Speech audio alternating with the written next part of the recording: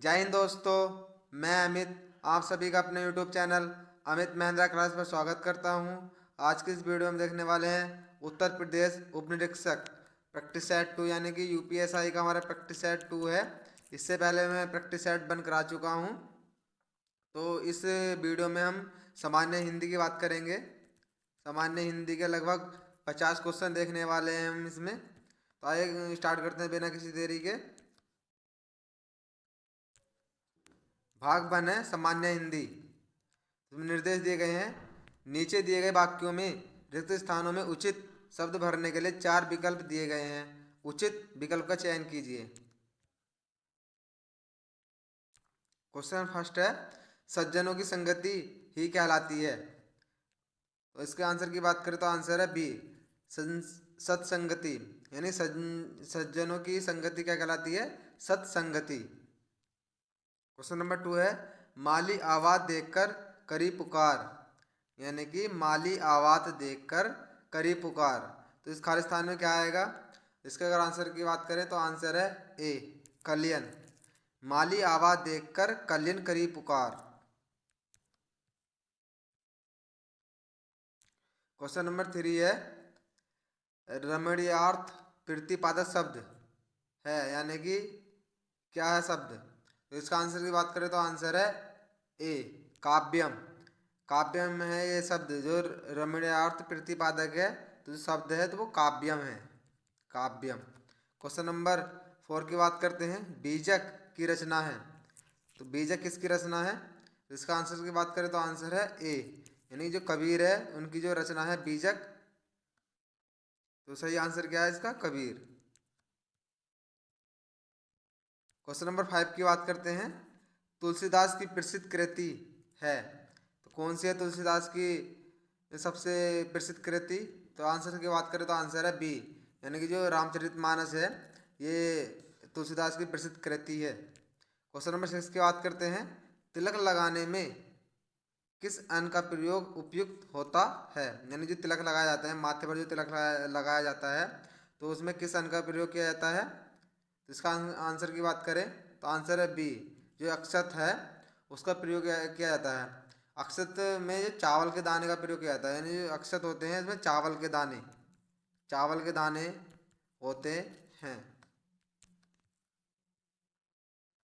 Question number 7 की बात करते हैं, जो युद्ध में स्थिर है उसे कहते हैं। जो युद्ध में स्थिर है उसे उसे क्या कहते हैं? इसके आंसर की बात करें तो आंसर है सी, युधिष्ठिर। यानी कि जो युद्ध में स्थिर है तो उसे कहते हैं युधिष्ठिर। क्वेश्चन नंबर 8 की बात करते हैं, जो सभ्य यानी बाएं हाथ से सदा हुआ है उसे क्या कहते हैं? आंसर की बात करें तो आंसर क्या है इसका? आंसर ए, सभ्य साची। जो सभ्य साची है उसे कहते हैं जो सभ्य हाथ से सदा हुआ है, तो वो क्या कहलाता है? सभ्य साची। क्वेश्चन नंबर 9 की बात करते हैं, भिक्षा का तद्भव रूप है। तद्भव क्या होते हैं और तत्सम क्या होते हैं? तद्भव क्या होते हैं? तद्भव वे शब्द होते हैं जो हिंदी के ही जैसे होते हैं, और तत्सम कैसे होते हैं? जो संस्कृत शब्द से बने होते हैं, तो उनसे तत्सम शब्द कहते हैं। क्वेश्चन नंबर 9 है, भिक्षा का तद्भव रूप है। इसके आंसर की बात करें तो आंसर है बी, भीख। भिक्षा का तद्भव रूप क्या है? भीख। क्वेश्चन नंबर 10 की बात करते हैं, कौन सा शब्द तत्सम है? Number A, चौराया। बी, चतुष्कोण। सी, चोर। डी, चौकोर। इसका आंसर की बात करें तो आंसर है चतुष्कोण, यानी बी आंसर सही है, चतुष्कोण ये सही है।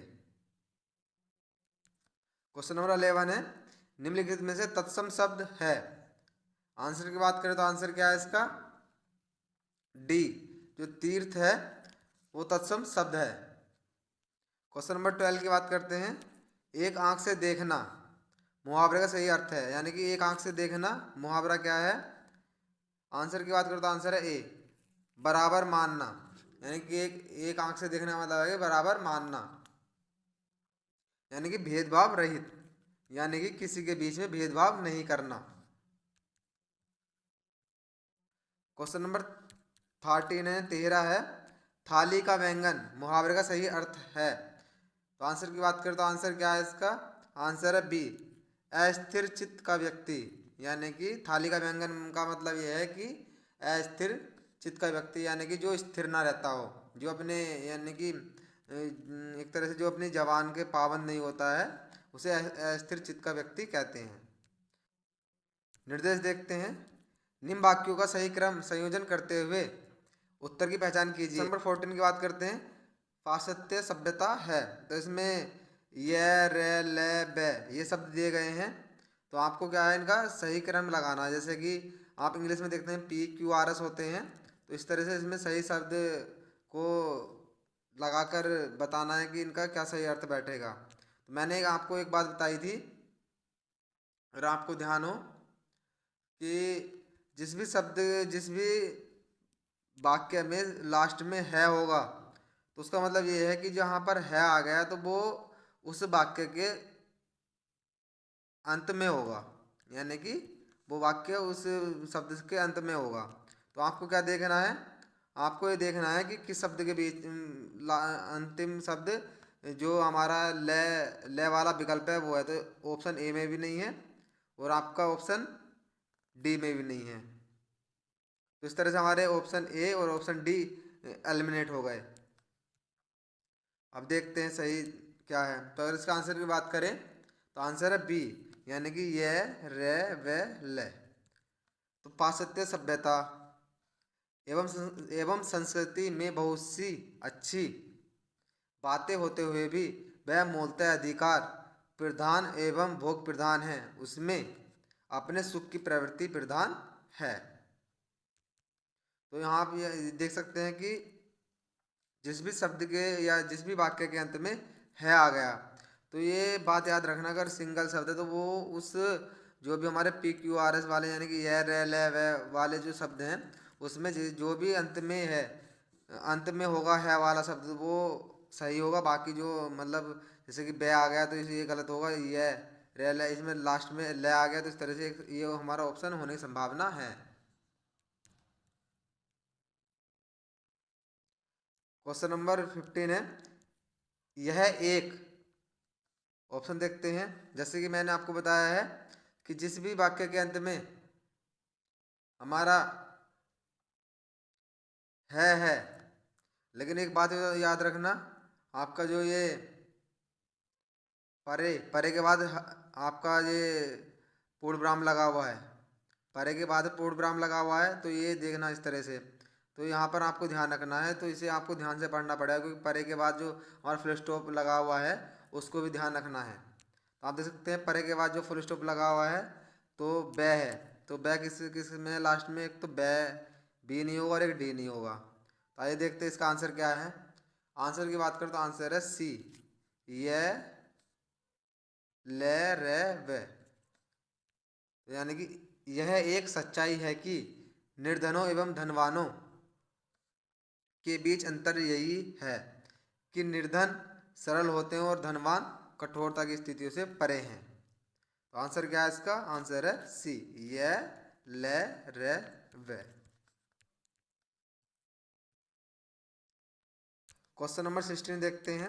सभी संतों, तो आपको सही अनुक्रम लगाना है। तो आपको फिर मैंने एक बात बताई थी कि जिसमें लास्ट में है या फुल स्टॉप आ गया तो वो जो हमारे शब्द जाते हैं वो लास्ट में जाते हैं। तो इसमें आप देख सकते हैं इसमें ऐसा कुछ नहीं है। तो एक या तो आपका अंत में यह होगा या आपका लय होगा। तो आपको जब आप इसका सही अनुक्रम लगाएंगे तो आपको पता चलेगा। तो इसी तरह से जब आप इसको वाक्य को अच्छे से पढ़ेंगे तो आप इस चीज़ को समझ सकते हैं कि कौन सा वाक्य अंत में जा रहा है। तो आप देख सकते हैं जैसे कि सभी संतों एवं सद्गुरुओं का एक ही संदेश है, यानी कि शुरू में ब्याह होना चाहिए, तो इसमें ब्याह नहीं है, इसमें नहीं है, इसमें नहीं है, तो आंसर डी सही है आपका। क्योंकि सभी संतों एवं सद्गुरुओं, संतों के बाद क्या गया एवं सद्गुरुओं।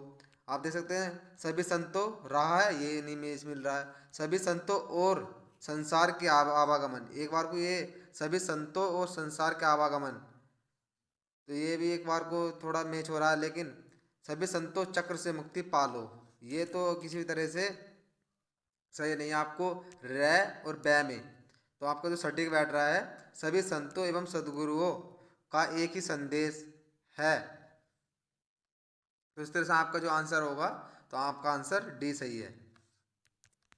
आपको क्या ध्यान रखना है, आपको ध्यान रखना है कि आपका एक तो लास्ट वाला कि है या फुल स्टॉप कौन से वाक्य हमारा, उसका ध्यान रखना। और शुरू में देखना कि शुरू में आपको जो वाक्य स्टार्ट कर रहे हैं तो उसमें किससे शुरू हो रहा है। तो आपको जैसे यहाँ पे सभी संतों एवं सदगुरुओं, उसके बाद आपको कुछ करना ही नहीं था। आपको क्या करना था, शुरू में वह नहीं है कहीं से, ये एलिमिनेट हो गया, ये एलिमिनेट हो गया, ये एलिमिनेट हो गया, तो आपका डी जो है वो सही होगा। आगे को आंसर देखने की जरूरत ही नहीं है। क्वेश्चन नंबर है 17, संयुक्त व्यंजन की पहचान करें। यानी कि जो संयुक्त व्यंजन होते हैं तो उसकी पहचान करें, तो कौन सा संयुक्त व्यंजन है इसमें। तो आंसर की बात करें तो आंसर है सी, छः। जो आपका छः है, ये इस तरह का जो छः है ये संयुक्त व्यंजन है। तो इसके आंसर की बात कर, तो देखते हैं संयुक्त व्यंजन कौन कौन से होते हैं। छः, त्रय, ज्ञ और श्रय, ये आपके संयुक्त व्यंजन होते हैं। तो इसकी पहचान कैसे करते हैं। छः है हमारा, छः किस शब्द से मिलकर बना है, कै प्लस से। तो कै प्लस से क्या बना आपका छः।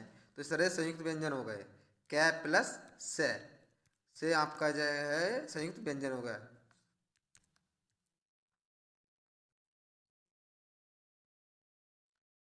क्वेश्चन नंबर 18 है, निम्नलिखित में कौन सा शब्द सदा बहुवचन में प्रयुक्त होता है। यानी कि बहुवचन शब्द में जो प्रयुक्त होता है हमेशा, तो उसकी बात की गई है। इसका आंसर की बात करें तो आंसर क्या है, डी। जो प्राण है, ये प्राण हमेशा आपके बहुवचन में प्रयोग होता है। क्वेश्चन नंबर 19 है, प्राची का पर्यायवाची शब्द है। जो प्राची है उसका पर्यायवाची शब्द क्या है।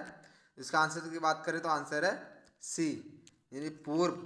पूर्व का पर्यायवाची जो शब्द है वो प्राची है। तो प्राची का पर्यायवाची क्या है, पूर्व। क्वेश्चन नंबर 20 है, रति का पर्यायवाची है। तो रति का जो आपका पर्यायवाची है, तो इसका आंसर की बात करें तो आंसर है डी। रति का मतलब होता है प्रेम। ये रति क्या है, आप जब अलंकार पढ़ेंगे तो वहाँ पर इनका प्रयोग होता है। रति क्या, रति का जो आपका रति होता है, शोक होता है, तो वो कौन कौन से अलंकारों का होता है। स्थायी भाव की बात की गई है इसमें। तो इसमें रति का क्या है, रति का प्रेम। क्वेश्चन नंबर 21 है, असुर का पर्यायवाची शब्द है। तो असुर जो है आपका पर्यायवाची क्या है इसका, असुर का। तो आंसर की बात करते हैं, असुर, असुर का मतलब है राक्षस। जो राक्षस होते हैं वो असुर होते हैं। और क्वेश्चन नंबर 22 की बात करते हैं, अश्व का पर्यायवाची नहीं है। इसमें नहीं पूछा गया, नहीं है। तो आंसर की बात करें तो आंसर क्या है इसका, आंसर है डी। जो अनूठा है वो अश्व का पर्यायवाची नहीं है, बल्कि आपका बाजी, सैंधव और है, ये अश्व का पर्यायवाची। अश्व का मतलब होता है घोड़ा। तो सैंधव होता है इसका पर्यायवाची, बाजी होता है, और अनूठा जो है ये इसका पर्यायवाची नहीं होता है। अनूठा जो है वो अनुपम का पर्यायवाची होता है, अनुपम का पर्यायवाची होता है अनूठा। क्वेश्चन नंबर 23 की बात की गई है, विलोम शब्द है चिरंतन। चिरतन का पर्यायवाची शब्द है। तो आंसर की बात करें, आंसर क्या है इसका, तो आंसर है बी, यानी कि नस्वर। तो चिरंतन का विलोम शब्द होता है नस्वर। जबकि जो आपका शाश्वत है, इसका जो होता है वो है, उसका अर्थ होता है चिरंतन का पर्यायवाची होता है। जो शाश्वत है वो किसका पर्यायवाची हो गया, तो चिरंतन का पर्यायवाची होता है। और आपका जो ये पुरातन है, ये जो विलोम होता है अधुनातन का होता है, अधुनातन का विलोम होता है। और अनस्वर जो आपका नस्वर का विलोम होता है, नस्वर का विलोम होता है, नस्वर। तो चिरंतन का मतलब क्या हो गया आपका नस्वर। क्वेश्चन नंबर 24 की बात करते हैं, सृजन का विलोम है। यानी जो सृजन है इसका विलोम क्या है। तो आंसर की बात करते हो, आंसर है ए, संहार। जो संहार है वो सृजन का विलोम शब्द होता है। संहार का मतलब क्या होता है, विनाश करना। विनाश करना। सृजन का मतलब होता है किसी चीज़ को बनाकर, बनाए रखना या बनाना, तो उसका होता है सृजन। कहते हैं ना किसी चीज़ का सृजन कर रहे हैं, यानी कि कोई चीज़ बना रहे हैं। संहार का मतलब होता है विनाश करना। और आपका जो सज्जन होता है दुर्जन का, सज्जन दुर्जन का। प्राकृतिक का क्या होता है, कृत्रिम, कृत्रिम। Question number 25, उन्नीमिलन। उन्नीमिलन का शब्द का विलोम शब्द बताना है। और आंसर की बात करें तो आंसर क्या है इसका? आपका आंसर है इसका बी, जो निमीलन है, निमीलन। निमीलन किस का विलोम शब्द क्या है? उन्मीलन। क्वेश्चन नंबर 26 की बात करते हैं। नीचे दिए गए शब्द युग्मों में कौन सा त्रुटिपूर्ण है, यानी कि कौन सा गलत लिखा हुआ है? ऑप्शन ए है अनुग्रह आग्रह, बी है अनंत शांत, सी है जड़ चेतन, और डी है आपका आकृष्ट और विकृष्ट। और इसका आंसर की बात करें तो आंसर है ए, जो अनुग्रह और आग्रह ये त्रुटिपूर्ण है।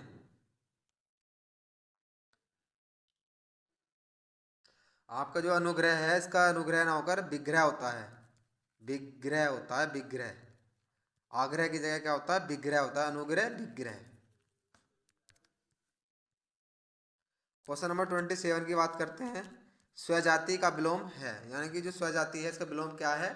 तो इसका आंसर की बात करें तो आंसर है डी, यानी कि स्वजाति का विलोम क्या है? विजाति।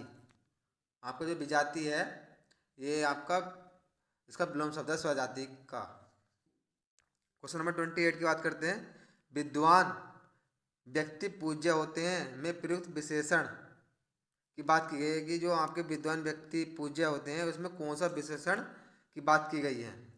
तो इसका आंसर की बात करें तो आंसर है बी, गुणवाचक विशेषण। गुणवाचक विशेषण है, विद्वान व्यक्ति पूजे जाते हैं। विद्वान यानी कि जो बुद्धिमान होते हैं उनमें ये गुण होता है बुद्धिमान का, तो इसी वजह से गुणवाचक विशेषण हो गया।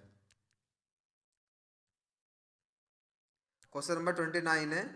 निम्न में कौन सा विशेषण है? ए कंगूरा, बी कुंगड़ा, सी है कृषि, डी है खिलाड़ी।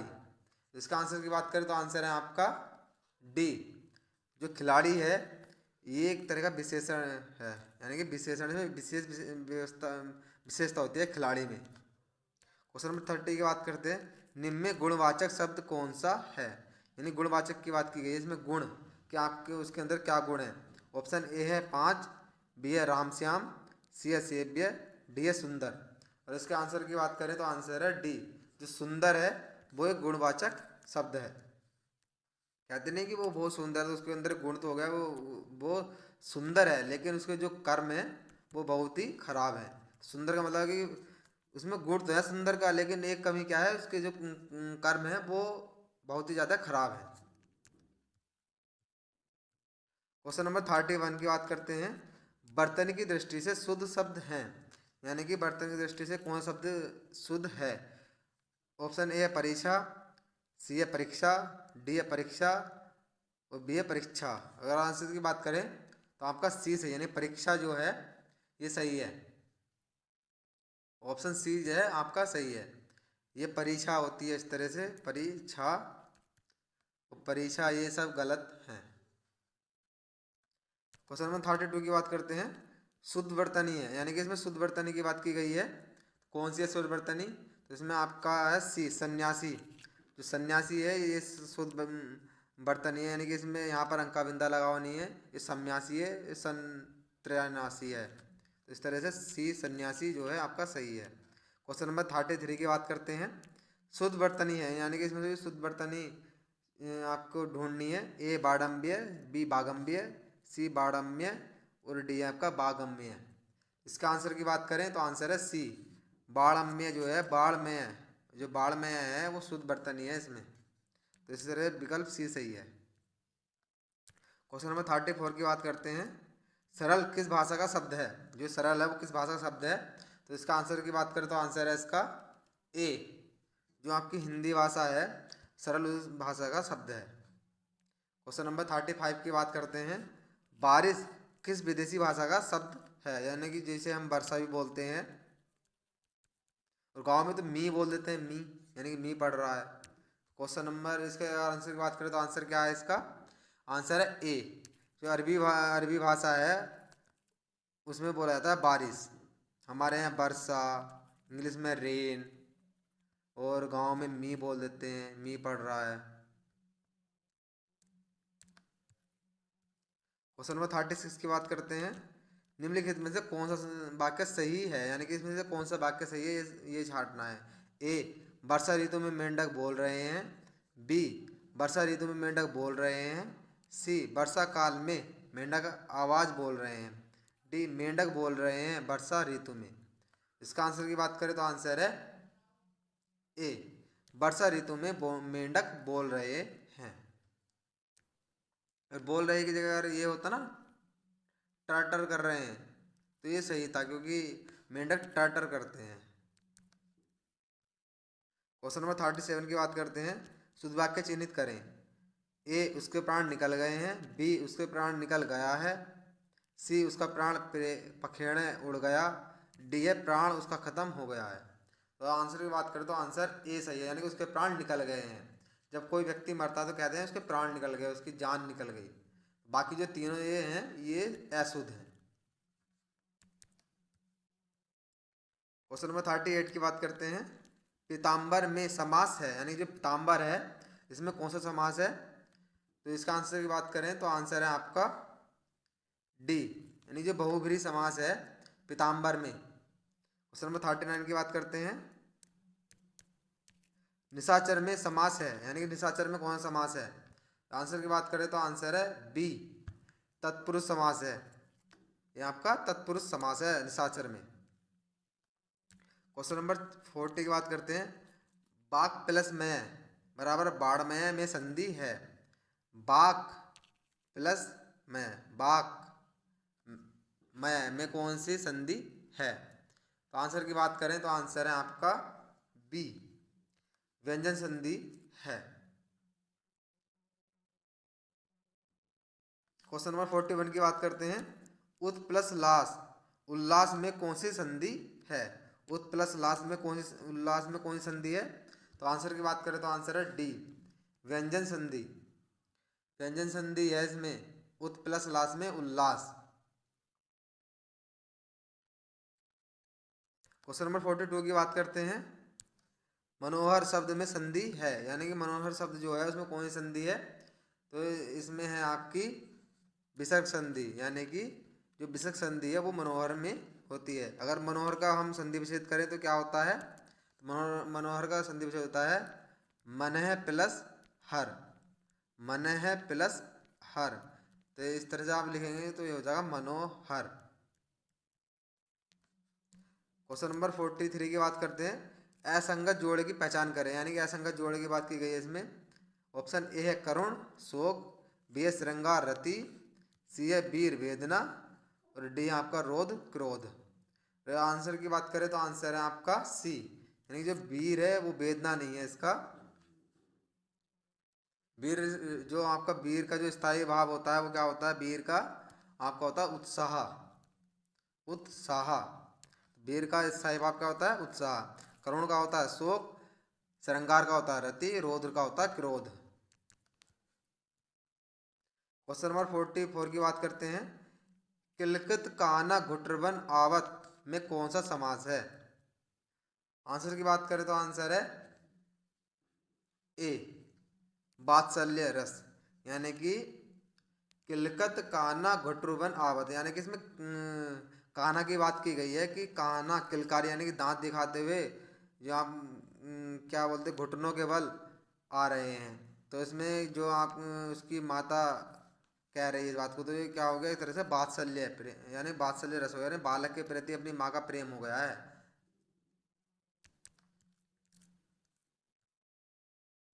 क्वेश्चन नंबर 45 की बात करते हैं। कहत नट रीझत खीजत मिलत खिलत लजियात भरे भुवन में करत है नैन ही सो बात। तो इसमें दोहा गया, इसमें रस की बात पूछी गई है। इसमें एक बार और पढ़ते हैं। कहत नटत रीझत खीजत मिलत खिलत लजियात भरे भुवन में करत है नैन ही सो बात। तो अगर आंसर की बात करें तो इसमें आप देख सकते हैं कि जो आपका श्रृंगार रस है, यानी कि श्रृंगार रस है इसमें जो सही है। श्रृंगार रस की बात की गई है इसमें, जो यानी कि प्रेम और प्रेमिका के बारे में बात की गई है। प्रेम और प्रेमिका के बारे में बात की गई है कि इसमें प्रेमिका कह रही है कि वो कहत भी है, कुछ नटकत है, रीजत है यानी कुछ रिझाता है, खिजाता है, मिलता है, वो खिलत यानी खिलकारी में वो लजियात भी करता है। वो भरे भोन में करत है नैन ही सो बात, यानी कि नैन से नैन बात करते हैं, इसमें बात की गई है। इसमें जो कवि कह रहा है कि प्रेम और प्रेमिका अपने नैनों से बात कर रहे हैं, तो इसमें कौन सा रस है? श्रृंगार रस है। क्वेश्चन नंबर 46 की बात करते हैं। अनुप्रास अलंकार के भेदों की संख्या मानी जाती है, यानी जो अनुप्रास है उसके कितने भेद होते हैं? तो आंसर की बात करें तो आंसर है बी, यानी कि 5 भेद होते हैं। तो कौन कौन से होते हैं हम देख लेते हैं, कौन कौन से होते हैं। फर्स्ट है 6 का अनुप्रास, 6 का अनुप्रास। बी है आपका, यानी कि सेकंड है वृत्त्यानुप्रास, वृत्त्यानुप्रास। और आपका थर्ड है लटानुप्रास, लटानुप्रास। और आपका फोर्थ की बात करते हैं तो आपका श्रुत्यानुप्रास, श्रुत्यानुप्रास। और आप 5 की बात करते हैं अनंत्यानुप्रास, अनंत्यानुप्रास। क्वेश्चन नंबर नेक्स्ट देखते हैं। क्वेश्चन नंबर 47 की बात करते हैं। जहाँ उपमेय पर उपमान का आरोप किया जाए उसे कहते हैं, यानी कि जहाँ पर उपमेय पर उपमान का आरोप किया जाए उसे कहते हैं। अगर आंसर की बात करें तो आंसर क्या है इसका? आपका ए, रूपक अलंकार। जहाँ पर उपमा पर उपमान का आरोप लगाया जाता है तो उसमें वहाँ पर जो आपका रूपक अलंकार होता है। क्वेश्चन नंबर 48 की बात करते हैं। अयोध्या सिंह उपाध्याय हरिओद की रचना का नाम है, तो कौन सी है इनकी रचना का नाम? तो आंसर है ए, प्रिय प्रवास। जो प्रिय प्रवास है वो अयोध्या सिंह उपाध्याय हरिओद की रचना है। क्वेश्चन नंबर 49 की बात करते हैं। उर्वशी की रचनाकार हैं, यानी कि जो उर्वशी है उसका रचनाकार कौन है? तो आंसर है इसका सी, जो उर्वशी के रचनाकार कौन है? दिनकर। दिनकर जो हैं वो उर्वशी के रचनाकार हैं। क्वेश्चन नंबर 15 देखते हैं। सुभद्रा कुमारी चौहान की रचना का नाम क्या है? तो आंसर की बात करें तो आंसर है ए, बिखरे मोती। जो बिखरे मोती है वो सुभद्रा कुमारी चौहान की रचना है। गाइस, अगर वीडियो अच्छी लगी तो वीडियो को लाइक एंड शेयर करें, मेरे चैनल को सब्सक्राइब करें। Thanks for watching this video. Have a nice day. जय हिंद, जय भारत।